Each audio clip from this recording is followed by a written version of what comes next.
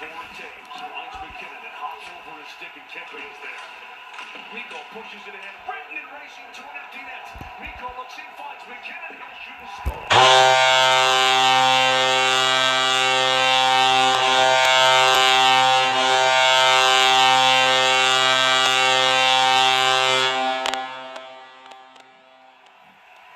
Well, you may be a freebie, and on the scoreboard is going to be Nathan McKinnon from Rantanen. But you talk about camaraderie, talk about teammates, talk about the whole thing.